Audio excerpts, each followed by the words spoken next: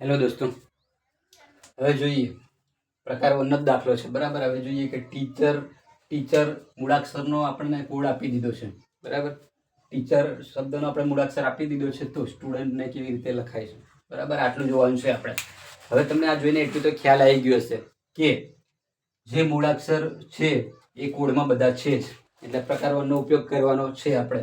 મતલબ કે જે પણ મૂળાક્ષરો છે એમાં ખાલી સ્થાન આમાં કોડમાં બદલાયું છે. બરાબર. સ્થાનમાં ખાલી કોડ બદલાયું છે, બાકી સેમ જે મૂળાક્ષરો છે એ આમાં છે જ. તો આપણે પણ સ્ટુડન્ટમાં બી એના જે કોડ શોધીશું એમાં આ બધા શબ્દો મૂળાક્ષરો એમાં આવશે, ખાલી સ્થાન બદલાશે. બરાબર. તો જોઈએ આની પેટર્ન કઈ રીતના બનાવેલી છે. બરાબર. તો કે ટીચર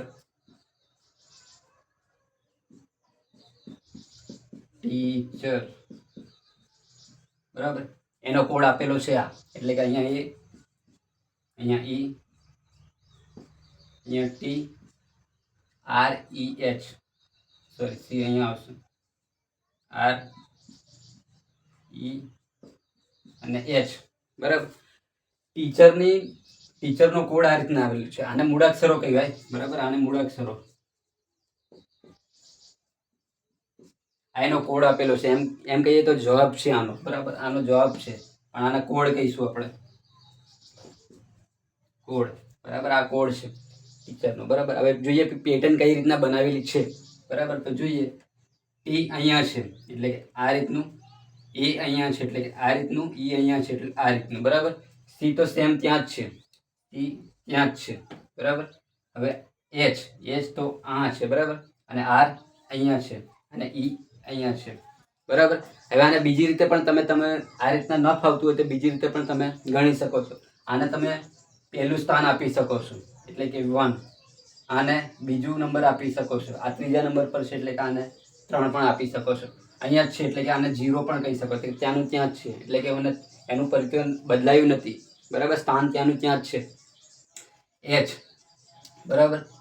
હવે ના આર અહીંયા, એટલે કે અહીંયા બી તમે પહેલા નંબર પર આર છે એટલે કે પહેલા નંબર અહીંયા 1 કરી શકો છો, અહીંયા બીજા નંબર 2 કરી શકો, અહીંયા 3 કરી શકો છો. બરાબર.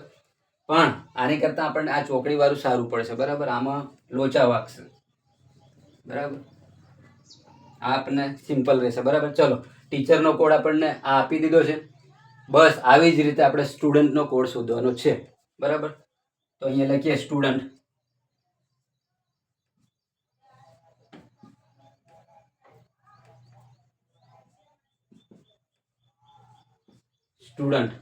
બરાબર. એનો કોડ આપણે શોધવાનો છે આ રીતના. તો આને પહેલા ચોકડી કરી દેવાની છે. આ રીતના ચોકડી કરી દેવાની છે. બરાબર. આ રીતના વચમાં, એટલે કે આ રીતના. બરાબર. હવે આ રીતના ના હોય તો આને આપણે ક્રમ પહેલો આપેલો હતો, આને બીજો ને આજે ત્રીજો આપેલો હતો. બરાબર. આ ક્રમ પ્રમાણે પણ લખી શકો છો. જો આને ક્રમ પ્રમાણે, જો ક્રમ આને પહેલો આપેલો હતો, આને બીજો આપેલો, આને ત્રીજો આપેલો હતો, આને 0 આપેલો હતો, આને પહેલો આપેલો હતો, આને બીજો અને આને ત્રીજો આપેલો હતો. આ રીતે ગણવું હોય તો એ ગણી શકાય. તો પહેલા ક્રમમાં મતલબ આને પહેલો આપી દઈએ, આને બીજો અને આને ત્રીજો, આને 0, આને કયો પહેલો, બીજો અને આને ત્રીજો. આ રીતના પણ ગણી શકાય. બરાબર. આ રીતના ગણવું હોય તો પહેલા નંબર પર કોણ છે?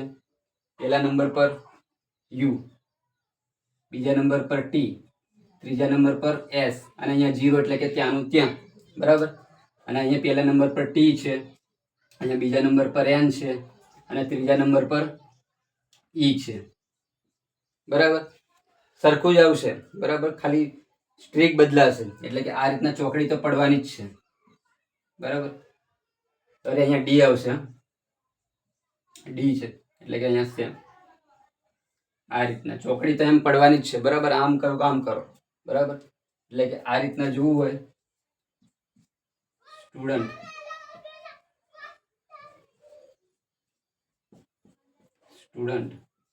બરાબર. હવે આપણે ચોકડી કરીશું તો જવાબ એ જ આવશે. બરાબર. આ રીતના આ ત્યાંનું ત્યાં જ આવશે, આને ચોકડી.